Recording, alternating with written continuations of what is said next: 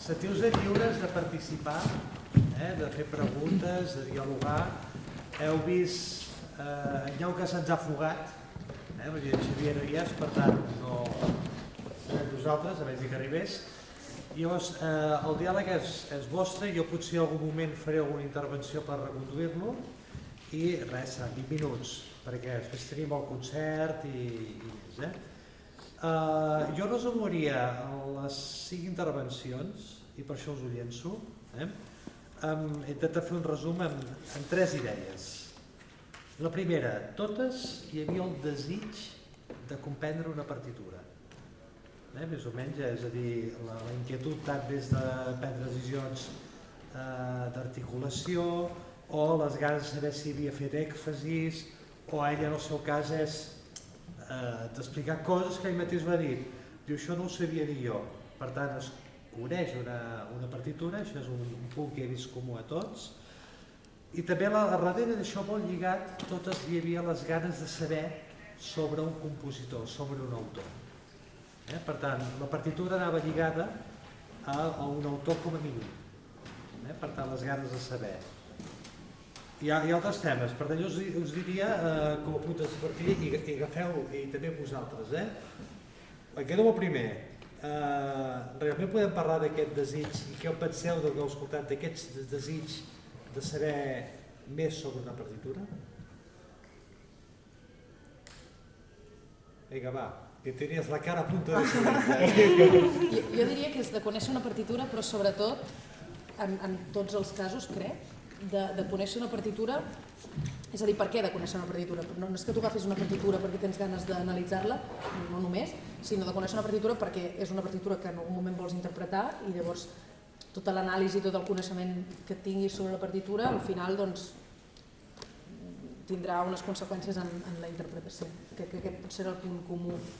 Bueno, en el teu cas és una mica diferent, però és raro, però... És estrany d'agafar-se i d'autoanalitzar-se, és molt curiós. És allò d'agafar, de deixar de banda la part de creació, però només s'interpretés. Intentar comprendre el mateix és bastant particular, al final. Home, és el cas com més particular dels que tenim aquí, no? Perquè tots estem comentant coses de persones que ja no hi són i que d'alguna manera tampoc no ens diran res sobre però no sé. I have to say too that we all had the feeling of sharing the things, not just knowing about things about a composer or about doing that work, but about sharing, for example, because we had any emotional link or whatever. In his case, for example, it was his work, then it was very, very tightly related to him. For you, there was this thing of, how to say it, wonder about what is the composer doing, and because you had the work at Lead, was it? Yeah. And then, for example, them, they are friends, well, we are friends, and we had all, well, in my case, I played before the trio with them, but it's a work that we are very, we think it's very special for us, so I don't think it's just the thing of the composer, but also the thing of sharing, the time, the feelings, the emotions, and everything. Yeah, and I will add that we feel a lot of respect for these composers, and it's music that is being played lots of times, and we have like the feeling of creating maybe something new, some new vision of this music. Jo, perdoneu, si us sembla parlar en català, que em sentiré més fluid. Sí, el ressaltar el tema, em sembla curiós la importància que li donem a la partitura, però també m'agradaria reconnectar un poc amb el fet de que realment fem música i la música no és lleig, està la possibilitat de llegir-la però com una eina per arribar a alguna altra cosa. Aleshores, no sé si parle a nivell personal, però pot ser també connectar amb algú, el respecte a la partitura o tractar de desxifrar allò que el compositor com a eina ens ha volgut deixar a la partitura, més que com a simple respecte, jo ho veig com a una búsqueda per tractar de trobar el màxim potencial, allò que pot estar ahí. Que pot ser pel camí descobrim una possibilitat que no és la que més s'ajusta a la rigorositat de la partitura, però que també resulta interessant.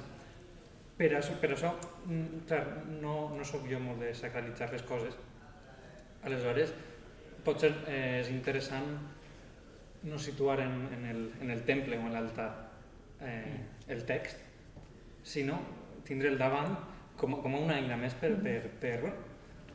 construir-nos i deconstruir-nos també, com a músics, com a audiència. Penso que pot ser interessant, no sé com ho veieu. Jo comparteixo bastant aquesta idea, o sigui, crec que és molt important una anàlisi acurada, no tant per poder fer una recreació exacta d'allò que ja ha encapsulat a la partitura, sinó per entendre què hi ha i això, per buscar-li el potencial. I el que volia afegir era que també crec que això, analitzar una peça de cara a la interpretació per treure-li la màxima expressió i en relació amb això de per compartir, posar també el pol una mica en els oients, en els espectadors. O sigui, crec que en certa manera el que estàvem fent també era com nosaltres intentarem fer una anàlisi que ens condueixi a una certa interpretació, però també és molt important quina recepció hi ha d'això, perquè jo puc estar pensant que jo amb la meva peça a la biblioteca jo volem crear un paisatge de no sé què, i abans per això molt interessant, he sortit en Jordi Camell i m'ha dit no, sí, però també podria ser qualsevol altra cosa, i això també és una informació que no ho sé, vull dir que també al final tu et penses que estàs creant uns efectes sobre, o estàs compartint una sèrie de coses, però l'altre també hi té alguna cosa a dir en aquest intercanvi. Llavors, també, no sé, vull dir que si sentiu-vos convidats també a compartir el que...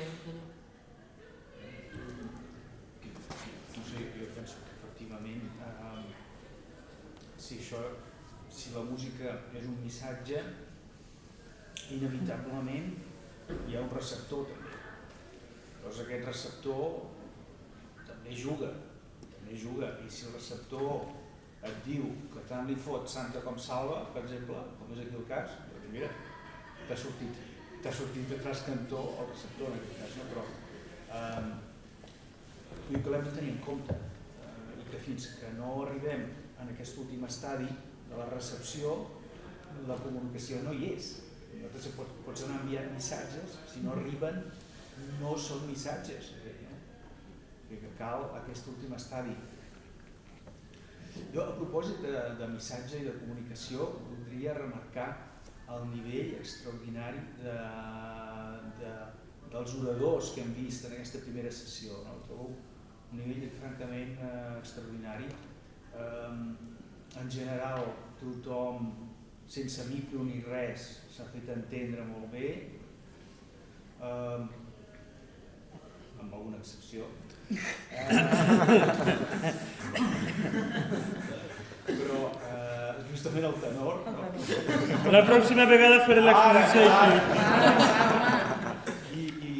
I tothom ha fet una cosa molt bonica i molt universitària, que és preparar-se bé però després improvisar, no llegir. Això em sembla de molta qualitat. Per mi és un model. Jo encara no estic aquí.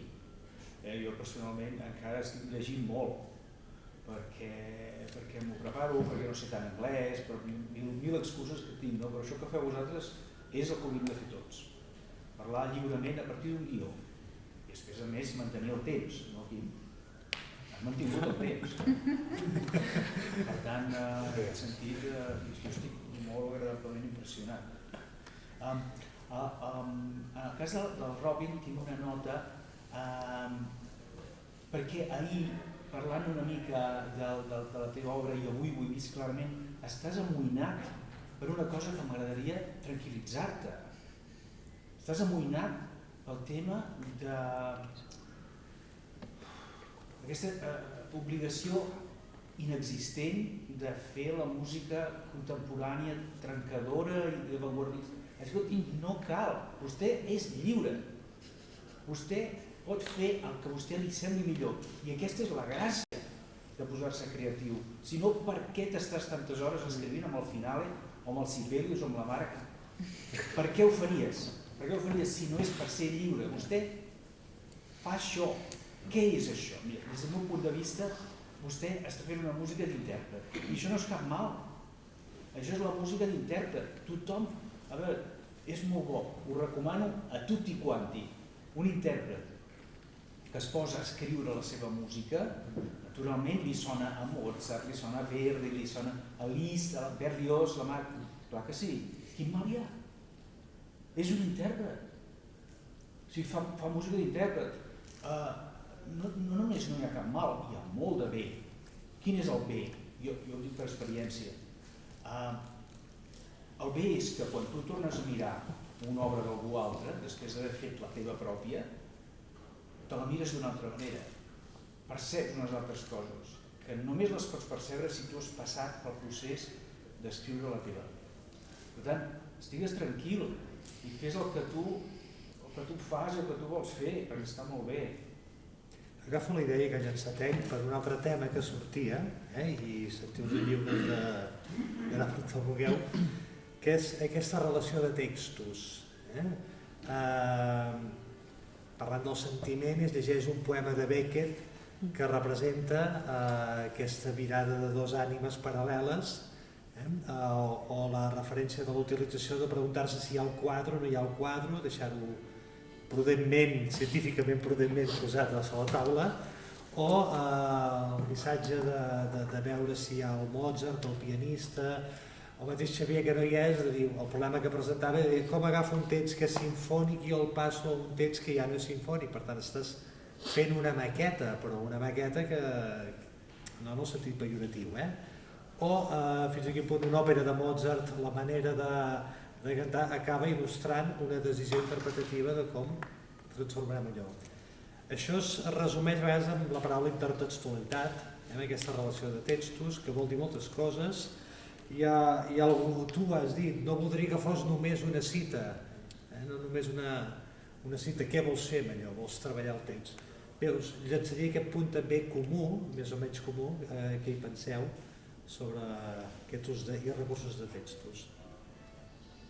Bueno, yo me estoy acordando ahora, nosotros también para detectar el himno con el que comienza el trío, nos apoyamos en algunos artículos que estudiaban que justo ese intervalo, esos intervalos melódicos, en la época en que Brahms compuso el trío, estaban en muchísimas melodías populares y bueno, también la letra de esas melodías yo creo que ayudaba a los oyentes de la época a detectar eso como algo hímnico. O sea que también nos ayudó el texto ahí.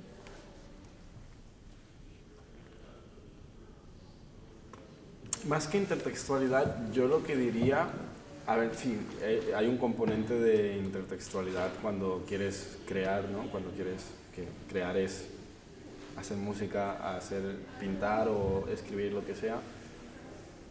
Que para mí esta intertextualidad es la experiencia o las experiencias que has tenido, que has vivido, que al fin y al cabo es lo que te configura como persona, como artista o como creador en este caso, ¿no?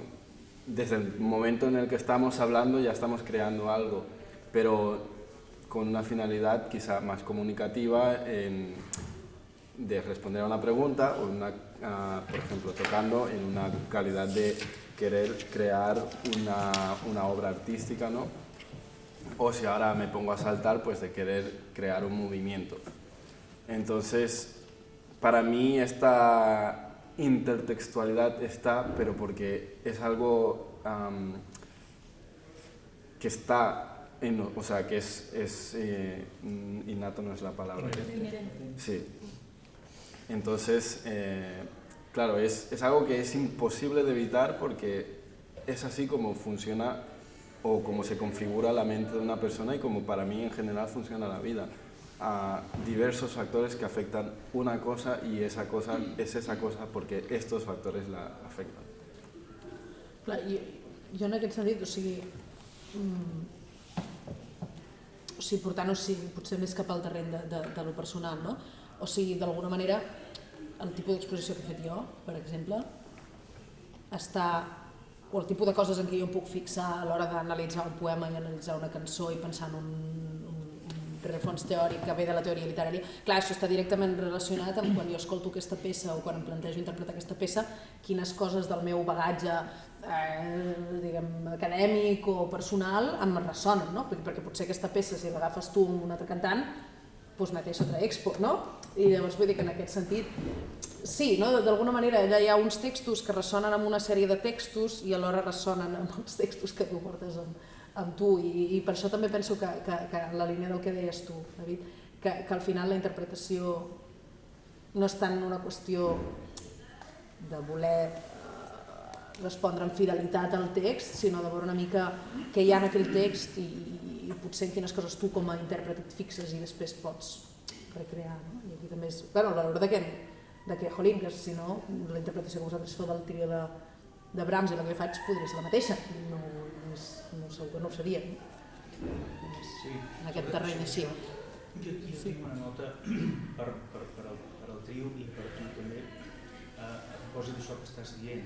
És a dir, com podem basar les nostres decisions interpretatives sobre observacions analítiques que realment tinguin en compte el context històric. Tu ara parlaves de l'himne, de la referència a l'himne. Abans has parlat, durant la presentació, heu parlat de marcadors d'un discurs subjectiu, també, com sabem que és un discurs subjectiu? Doncs bàsicament per les interrupcions, perquè és un discurs discontinu. Aquestes discontinuïtats indiquen que el discurs és subjectiu, és espontani. I en el teu cas, en el teu Britten, m'he fixat que tu has començat dient aquest ritme sincopat, tam, és un senyal de les onades, és descriptiu, i estic d'acord, però ho podries fonamentar millor, perquè de fet, en el moment que el text diu the swaying sound of the sea, tens aquesta síncopa, tant t'està dient el so del mar, t'està relacionant un moment del text amb un element, en aquest cas rítmic, determinat. Això és el que tu et dona la pista, com si el compositor hagués començat a compondre per aquí. Exacte, sí. Per aquest fragment. Sí, de fet, sí, vull dir... Crec que ho he llegit, de fet, això, no ho he dit, però sí, estic d'acord que és com a part de que a mi em pugui semblar que és així, és com el lloc on... És que això passa sovint en òpera i en cançó, que si trobes el lloc és com la clau. La primera vegada que diu això ho acompanya d'aquest ritme o d'aquesta melodia. Per tant, podem entendre que aquí queda vinculat per al compositor i per tant és una clau a l'hora d'escoltar-ho i d'entendre-ho. Això per mi és realment, sempre que... A mi m'agrada molt el lit, m'interessa molt el lit i potser plantejo, vull dir, crec que em plantejo més qüestions d'anàlisi quan he de muntar lit que potser quan toco peces per piano sol, no sé per què, com que hi ha un company doncs et fas preguntes i la classe sempre és diferent, la classe i de fet és un tema que, bueno, no és que m'obsessioni molt, però em preocupa molt, no? Una mica com, jo puc tenir aquestes idees o a mi em pot semblar que tal, però com trobar que aquestes coses que a mi potser m'estan... Com aquestes intuïcions, d'alguna manera també, la meva expo començava amb una intuïció, a mi em va semblar això, no? I llavors, bueno, però anem a buscar a veure si això és només una intuïció meva o realment hi ha alguna cosa en el text que pugui... En el teu cas és superclar, vull dir, les indicacions de Schumann reforcen aquesta sensació que tu tens i això és un tema que em sembla com molt complicat, molt interessant i que moltes vegades això, necessitem alguna cosa on buscar alguna cosa que digui, vale, sí, aquest text és clarament irònic i la relació amb la música és irònica i això és difícil, suposo que jo noto que amb els anys d'aquest tipus d'anar entrenant aquest tipus d'anàlisi és més fàcil, no? I l'oïda, exacte, i la manera d'escoltar, però bueno, és un tema que em sembla molt interessant i difícil i... Sí, d'aquí també, per exemple, jo, en el meu cas, el fet de voler haver volgut no fer-ho com el cello solista que està acompanyat del piano, sinó com en un format més com si sigués música de cambra, amb un segon cello que podem estar presents els dos, podem sentir totes dues veus i que podem realment, i que hem fet durant aquests, ahir i avui, d'anar preguntant-nos entre nosaltres i no només quedar-nos amb una proposta, no? Això què tal, o esto què, no? I llavors sí que és veritat que moltes vegades no ens plantegem quan estem fent coses instrumentals, potser perquè sempre prima lo tècnic o lo mecànic i de primer ho haig de portar a temps, haig de tocar les notes, no sé què, però clar, precisament aquí l'objectiu crec que també hem tingut molts de nosaltres és que plantejant-nos aquesta exposició, plantejant-nos aquestes jornades, hem volgut interioritzar i tenir una idea del que volem dins de les obres que estem tocant instrumentals, i en el seu cas també en vocal, no? Però per això, perquè és molt fàcil anar passant i quedar-nos amb lo superflu o lo mecànic, no? I no aprofundir. D'aquí també que m'hagués semblat interessant i que per això em vaig decidir a presentar una proposta, el fet que el lema de les jornades hagi estat la significació musical com a eina per humanitzar el món, perquè crec que principalment la humanitat neix de dins de nosaltres. Llavors, fins que no arribem a dins de nosaltres i no estem buscant aquí, o aquí, on vulgueu, no estem sent humans. D'aquí que per mi una màquina no sigui humana, però en canvi tots vosaltres sí. Llavors, crec que això que no ens parem a pensar quan estem tocant, potser per moltes notes, dificultat tècnica, el que sigui, però quan ho aconseguim és màgic, no? I és potser per això que tots estem aquí i volem fer música i estem en aquestes jornades, perquè creiem en la importància d'això. Molt bé, se'ns ha acabat el temps i està bé. Gràcies per compartir també de manera dialogada els vostres pensaments i visions. I res, ara deixarem 5 minuts perquè puguin muntar tot això i a la tarda més. Sí? Yes. Okay. I get to do the introduction in English this time. I'm happy to introduce the next session, which is going to be a commenting concert by Professor pianist, also specialist in Greek. Judith Sanchez. Can't hear anything. Judith Sanchez, soprano, and Joan Francesc. Okay. Io in canvi. El Joan Francesc no ha pogut venir des de Viena i agraeixo molt que hagi vingut en Joan Mas Soler. Well.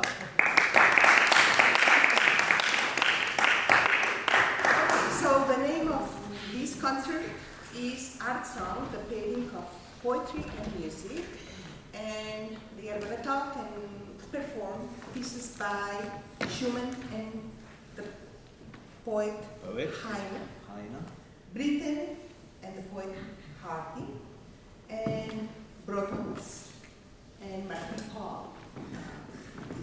These last two, I think we know these two. Yes. Right? Okay, we know them quite well. So. Okay, thank you very much. Thank you for inviting me. Good morning, everybody. The art song is a strange hybrid form.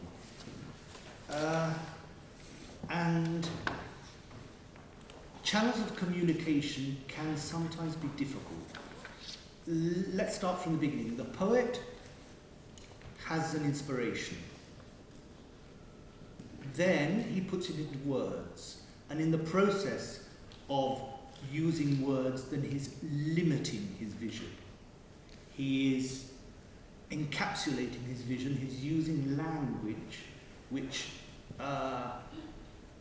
can mean many things to many people. It can change its meaning over time. So already the transmission of the original idea has changed by the very fact that the poet needs to use language in order to communicate. If telepathy were possible, then maybe things would be easy, but until it is, words are used by poets. Then what happens? Then a composer reads the poem.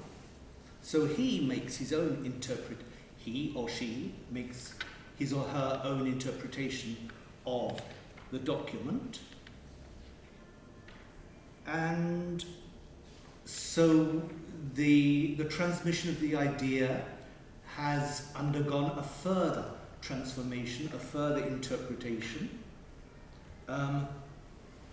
We hope that the transmission line has not been broken or distorted and remains intact, but we don't know.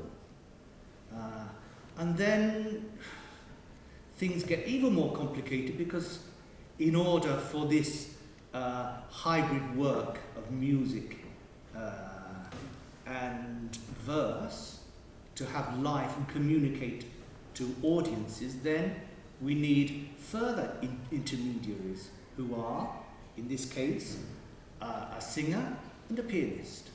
And both these can have their own agendas.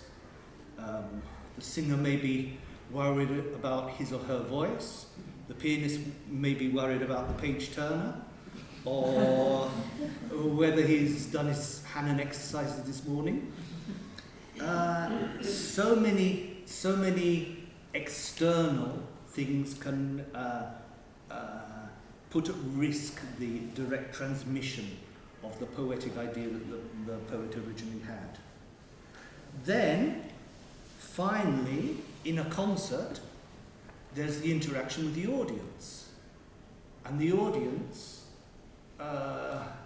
may not have had a very good day, they might have their own problems, and this will obviously colour their reaction to an interpreted work by singer and pianist who are interpreting the works of a composer who is interpreting the works of a poet. So the whole process is it would be very easy for the transmission line to be broken. It's a complicated procedure, but one that, as a performer, I feel the risk is worth taking. And I'm sure that the composers and the poets would agree that the risk of interpreting, making a personal vision, or not fully understanding the wishes of those further up the food chain, if we put it like that.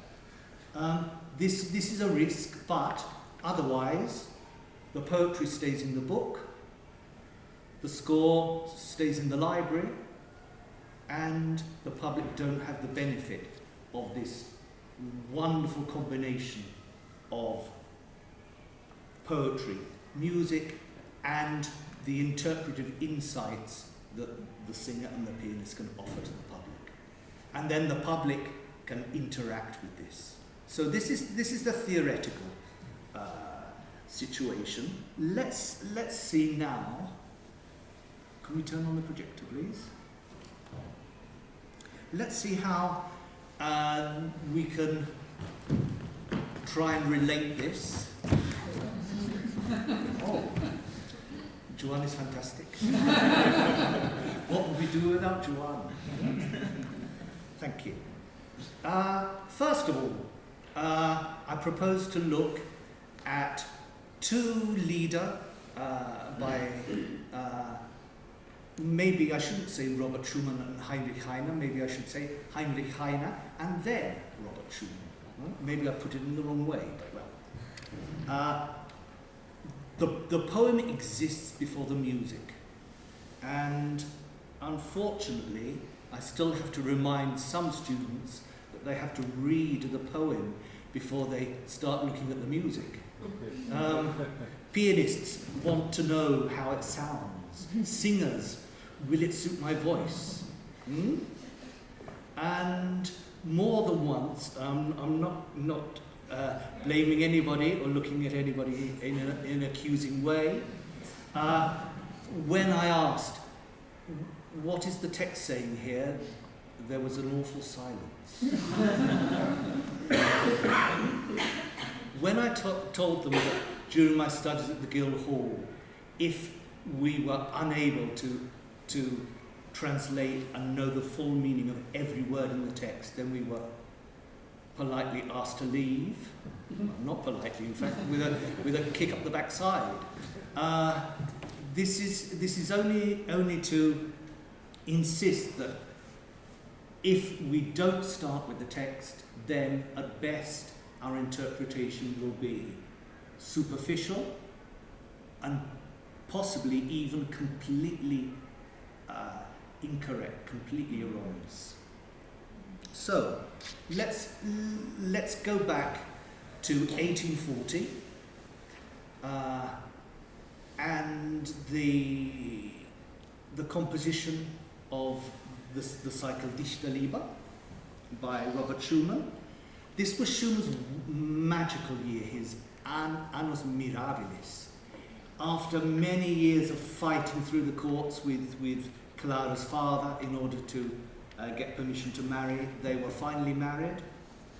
As a wedding present, Robert had given Clara the cycle Myrten in a beautiful edition with flowers on the outside.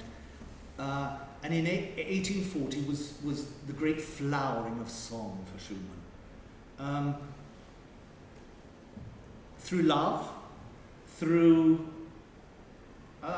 economic wisdom, because publishing songs was a good way to make money. And also probably through the example of Felix Mendelssohn, who had already written many songs and served as an example to Schumann. Why suddenly song? After all, the first 23 opuses of Schumann's work are all solo piano. So suddenly he decides he wants to write song, and that this is a direction that he can go in and will be profitable. I don't want to criticize Schumann because as a piano composer, he's wonderful. But there are some works by Schumann that are unnecessarily repetitive. And the fact that the meeting of two minds, Schumann and Heine, who had a very unfortunate life. He was born a Jew and converted to Christianity. He suffered from spinal tuberculosis caused by syphilis. So he had a very unpleasant life, and this maybe explains why in his poetry the experience of being rejected in love or in other ways leads to a defensive irony. Now, irony is an element that we see quite clearly here. In the first song that we're going to look at,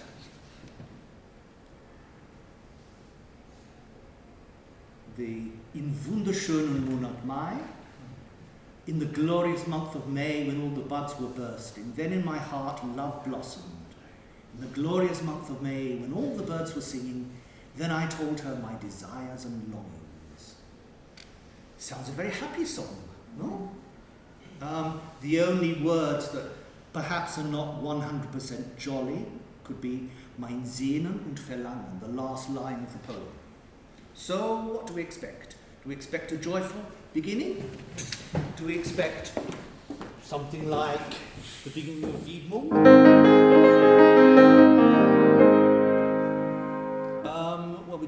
at,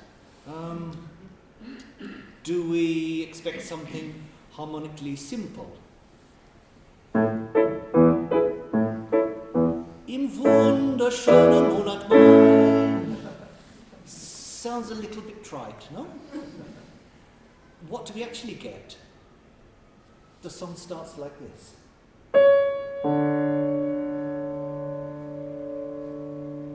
So we have a major seventh dissonance at the beginning, resolving onto a first inversion of the second degree of the scale, A major, so B minor.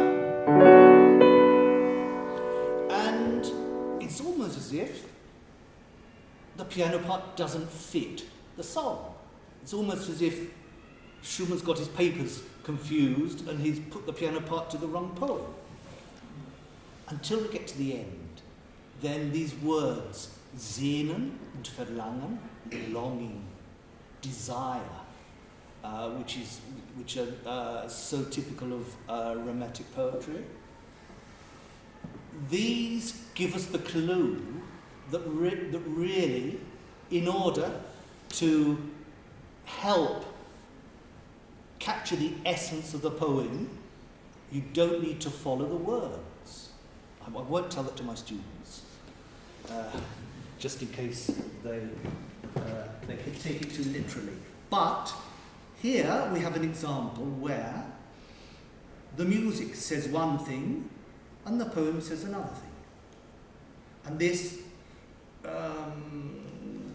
disparity, this almost appalling difference between a happy character and a very melancholic, very sad, very tugging at the heart, which we saw in the major seventh. So, one conclusion: the irony that Heine is so famous for is better served by a form of music which goes against the poem. It puts into stark relief the difference between what the poet says and what is really feeling. Obviously, if we know how the cycle ends, then we're at an advantage. We know that maybe things aren't going to turn out too good for this guy. But Schumann helps us. The music subtext is, this is not going to end well. So this is an interesting way of contrasting music and verse to point and highlight the irony, which is the very essence of the verse. The second song I've chosen is Ich grolle nicht, and this is according to the great Gerald Moore, the doyen of piano accompanists.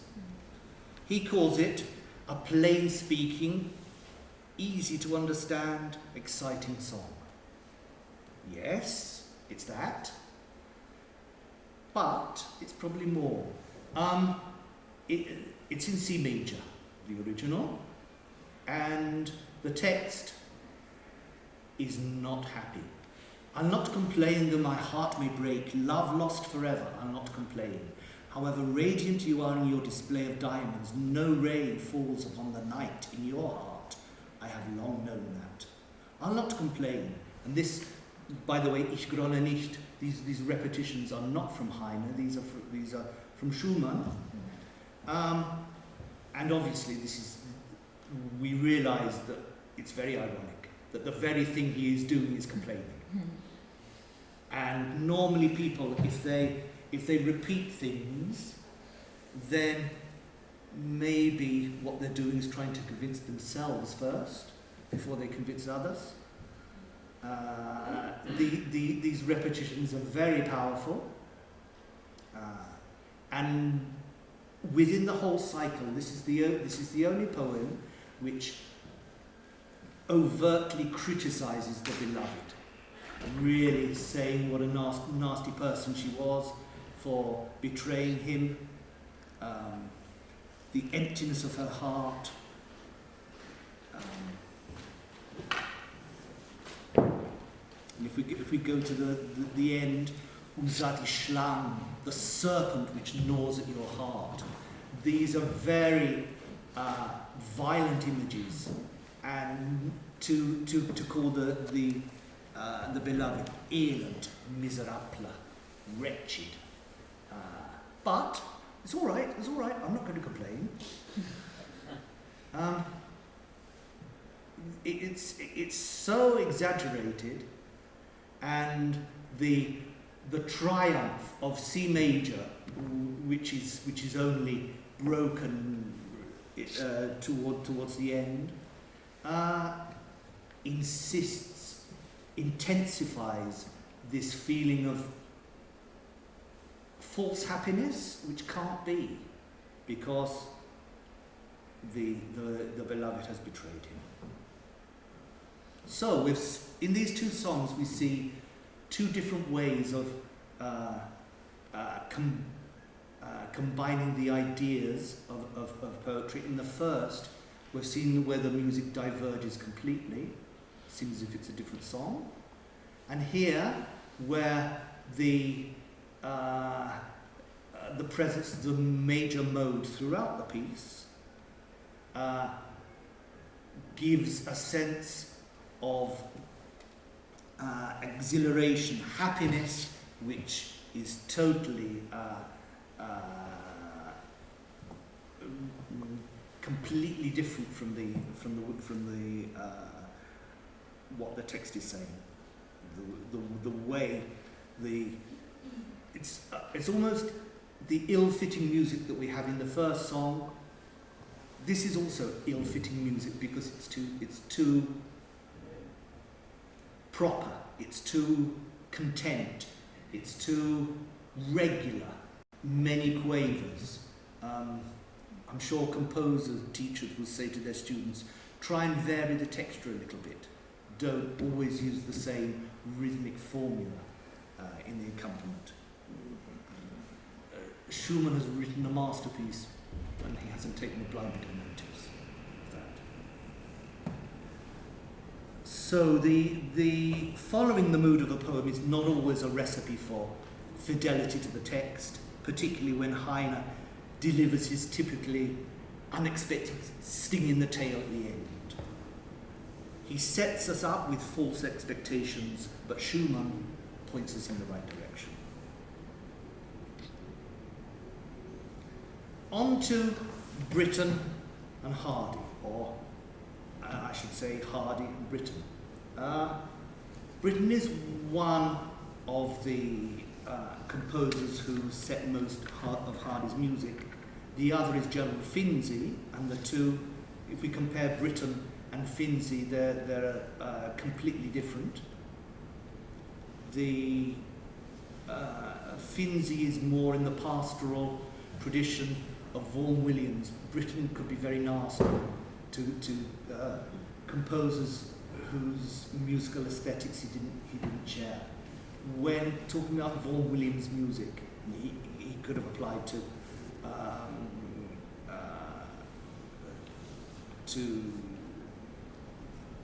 Finzi as well. He called Vaughan Williams' music cowpat music. Something very, very unpleasant because it didn't fit in with his aesthetic. So, what are the themes that we see in these two songs that we will later perform from the cycle Winter Words? Well, a recurrent theme in Hardy's poetry is looking back into the past, bemoaning missed opportunities and seeking to identify mistakes that have been made. But not only in his poetry. Maybe currently in the UK, Hardy is better known as a novelist. Tess of the D'Urbervilles, for instance, is a perfect example of how a woman's mind proves to be unfathomable for the men around her. And here we have another case. We have a song called The Little Old Table.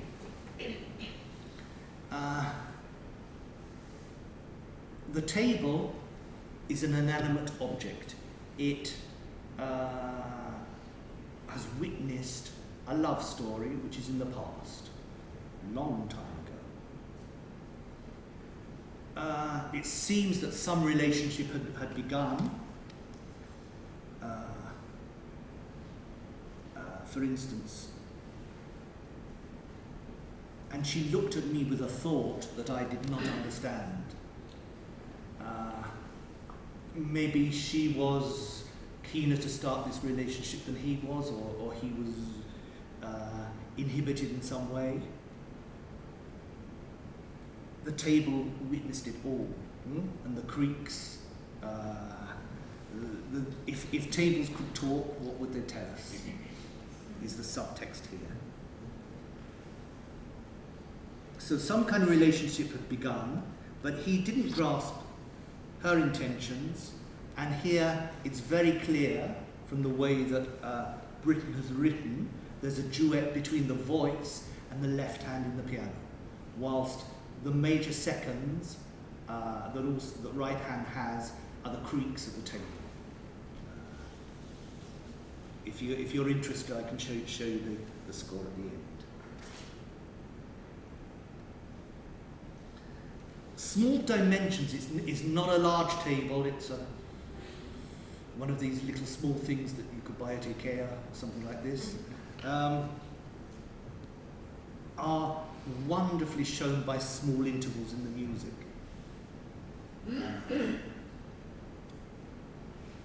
And the voice part is simple, but at the end of each verse, there's more vocal melisma.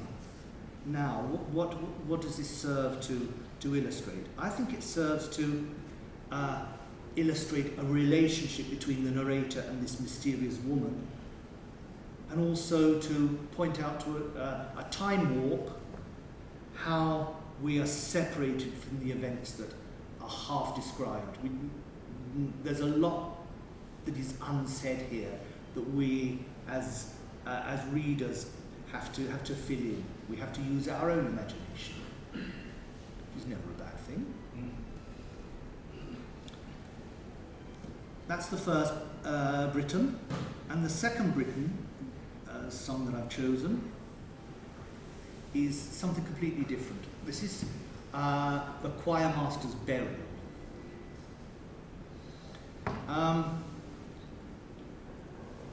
The worst fate I could possibly think of for a musician is to have a funeral without music. Unfortunately, this is what happened in this case. A lovely choir master who appears to be a very generous, warm person to his musicians.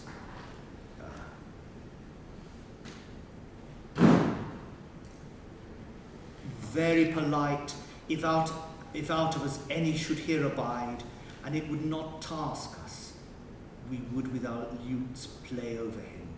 So he's asking in a very nice way. He's a generous, warm-hearted man. He asks his musicians for his own funeral whether they will play by his grave. And he asks specifically for the tune Mount Ephraim, which Britten uses in the piano part. Then something goes wrong. The vicar isn't a generous person. And this gives Britten a wonderful opportunity. Britten, the great theatrical operatic composer, to enjoy a fabulous spot of satire here. He creates the figure of a vicar who doesn't enjoy the old ways with music. That one has to put this in context. In the 1840s as well, around the time of Dichterliebe, then there was a change in Anglican church music.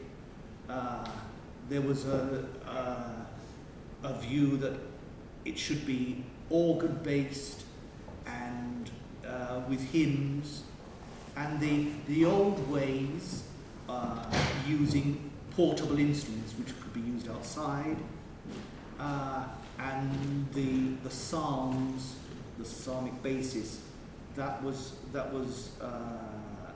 rather frowned upon. So again, it's a change in time that is being criticised here. What is this vicar like? Well, very parsimonious. The type of vicar that should put you off Christianity for life, I think. And Britain uses a very clever rhythmic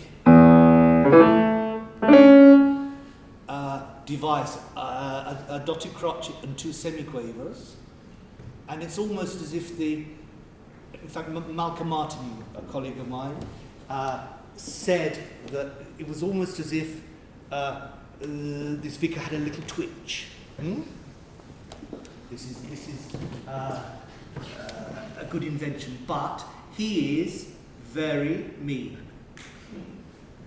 and he decides that when the choir master has died, that to have a musical service is too long. So the poor choir master ends up being buried without a tune, no music. So the Britain uses very unmusical lines, repeated notes, to show the dryness of this. And to make matters worse, the vicar uses the vile excuse of the weather, this great English preoccupation, and he tries to justify his mean decision by blaming it on the weather. It will damage the instruments. We don't believe him for a minute, and particularly Britain doesn't, because he makes his figure very satirical.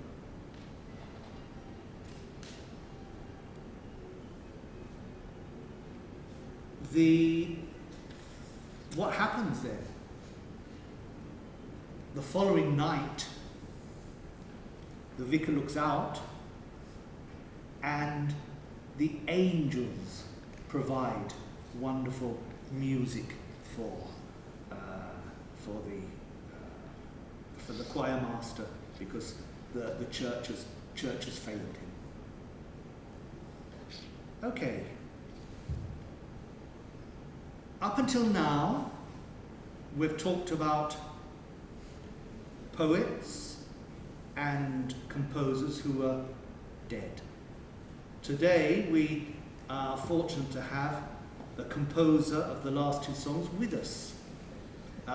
The poet Michael Martí Pol died in 2003, but Salvador Breton is very much alive and kicking, I'm glad to say. So, going back to our introduction, talking about the transmission chain, it's interesting because today Salvador Breton's is at the same time the composer, so second in line to the poet, if you wish, and he's also a part of the audience, so he's also at the end of the transmission line. So it will be interesting to talk to Salvador afterwards. The two poems that I've chosen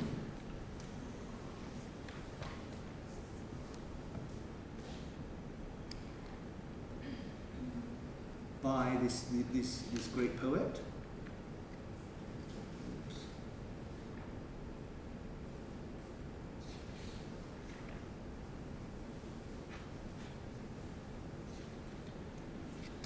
The first is com hauria estat bé. It's interesting and probably important to know something about the life of the poet. Paul Miquel Martí Pol was born in 1929, and died in 2003. In 1973, he began suffering from multiple sclerosis, and at the age of 19, before this happened, he suffered from severe pulmonary tuberculosis. So again, a person with a lot of suffering in their life, and this comes out quite clearly in this poetry.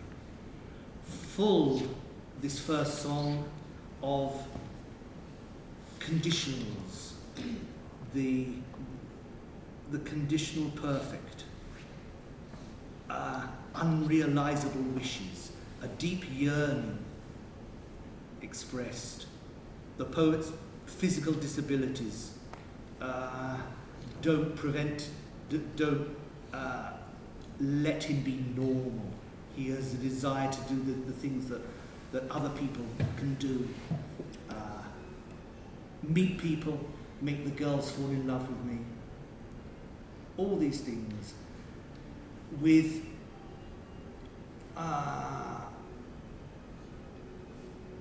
muscles lleugers, these muscles which are I put responsive, but that doesn't work.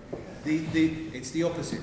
It's muscles which are shriveled up because of the disease.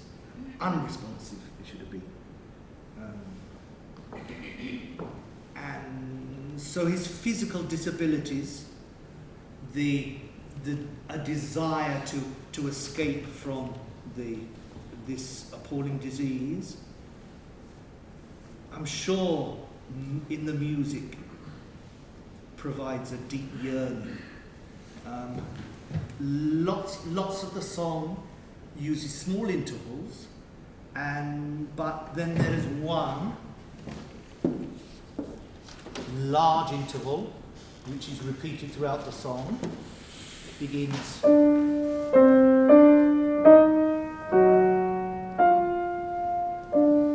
And this falling, rising and falling again is very poignant. This is one of the leitmotifs of the song. Obviously, the composer will be able to tell us his own view, but this, as a pianist, having worked this song, this is the element which most stands out for me. Then, in the middle of the song, there's a piano interlude.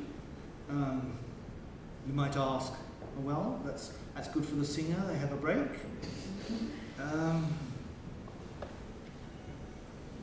But in one of the rehearsals, I asked Judith, who's going to sing it for us later on, what she thought of this interlude, and her response was interesting. She said that it helped me to visualize what the words had said.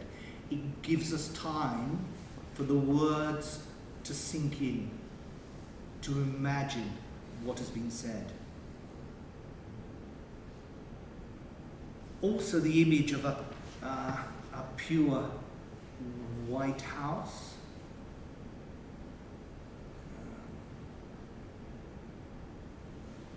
which is at the end.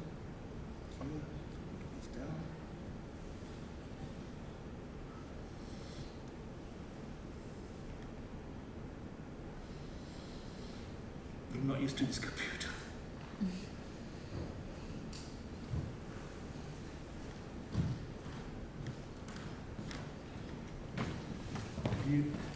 help me? Yes, please. Wonderful to have support here. Just to move it down. Yes. Thank you. So,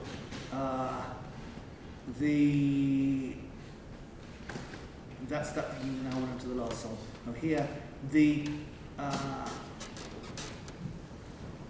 White House,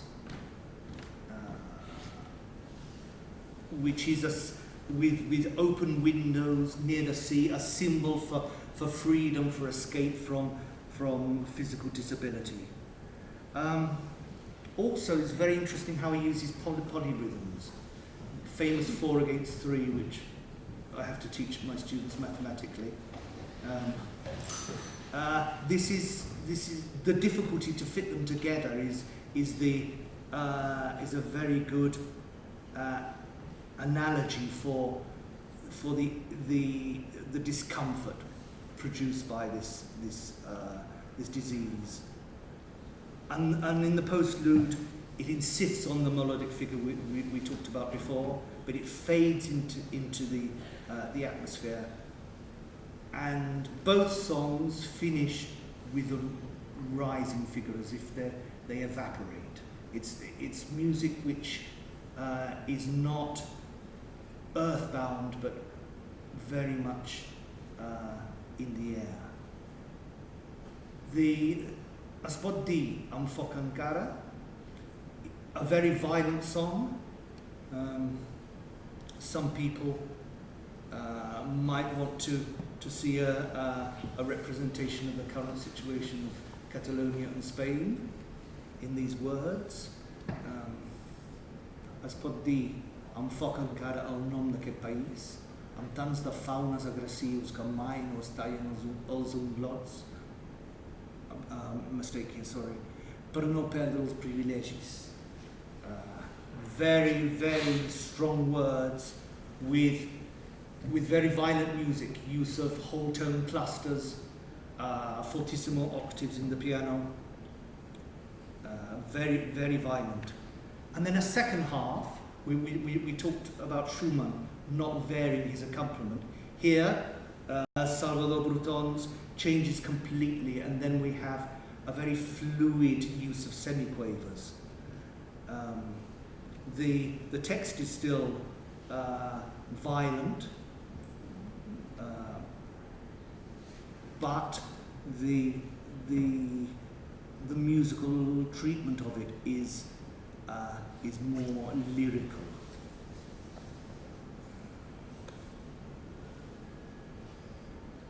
Particularly like one bar where at the end of the song, towards the end, the text is I per veure-hi més clar ens llevem els ulls a cada cantonada. To see more clearly, we take out our eyes. What a contrast this is. And yet, on the word clar, clearly, then there's suddenly a wonderful major harmony, which is a ray of light, a ray of hope. If we've had suddenly, this is a lovely moment that I personally enjoy. Anyway, I think I've spoken too much. Let's see whether in the performances that we're going to give, the public receives the message that the poet intended.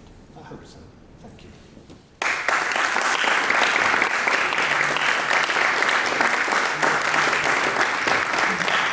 Could I ask someone to move the text? Thank you, Joan. Many thanks to Joan Mas, who was tenor number 3. The first is in Valencia singing a Poulenc opera, Lema de Teresias. The second is still in Vienna, busy. So I'm very grateful to Joan Mas, who I've known for many years, was a choir boy at the Escolania de Montserrat and is currently finishing his studies at the Conservatori Superior de Liceu. And I've had the privilege to teach him.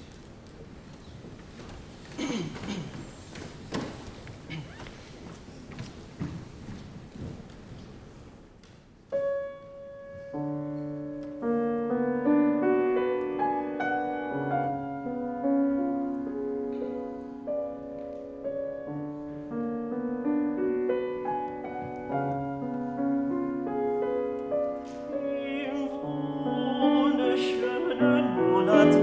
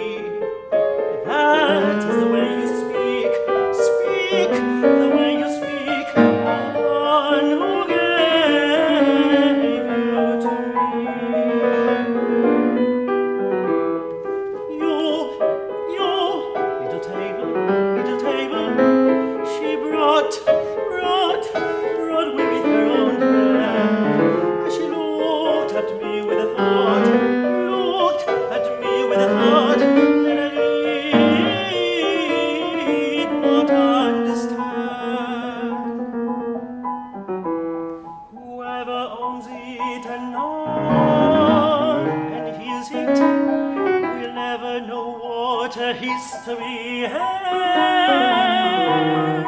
upon this creek, creek, creek, creek, creek, from long ago.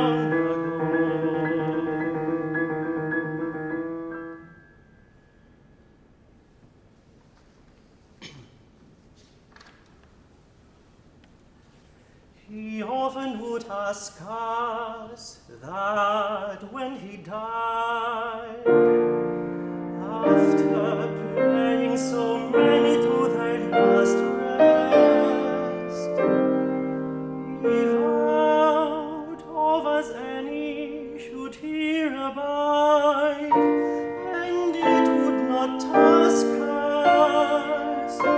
We would with our lutes play over him by his grave brim the psalm he liked best, the one whose censuits moaned Ephraim,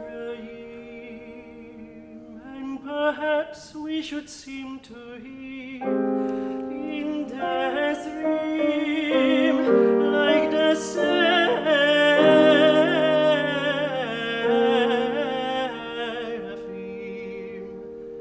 the seraphim.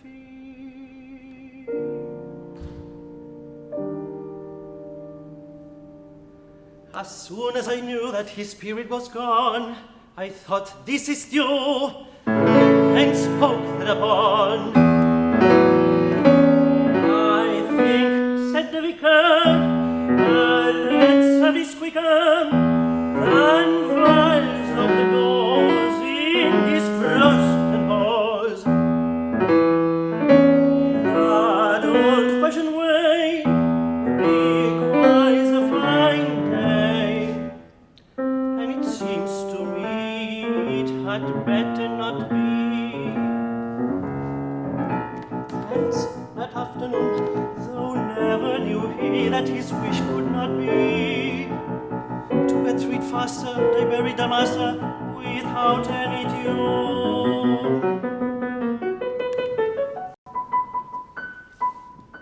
But 'twas said that when, at the dead of next night, the vicar looked out, there struck on his throne round about, where the frost was graying the headstone grass, a barn all in white like the saints in church glass, singing and playing, singing,